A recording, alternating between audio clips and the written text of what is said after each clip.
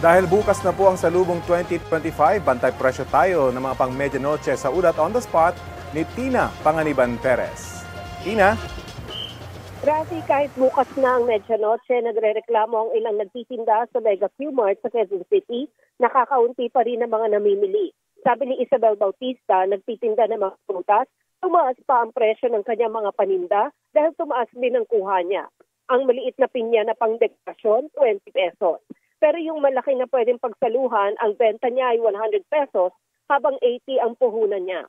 Ang mga mansanas, mapa-green or red, 25 hanggang 40 ang isa. 15 pesos naman ang kada isang lemon at pongkan. Si Jerry Pablo, isang bus driver, namili na ng mga bilog na prutas kanina para panghanda sa medianoche. Para makumpleto ang 12 bilog na prutas, ang ilan pa isa-isang piraso lang ang binili niya. Pero umabot pa rin sa halos 800 pesos ang nagastos niya. May nagbebenta rin ng mga supot na may 10 gold coin na chocolate sa halagang 20 pesos. May mga bumibili raw ng mga ito dahil pinaniniwala ang pampaswerte. Rafi? Maraming salamat, Tina Panganiban Perez.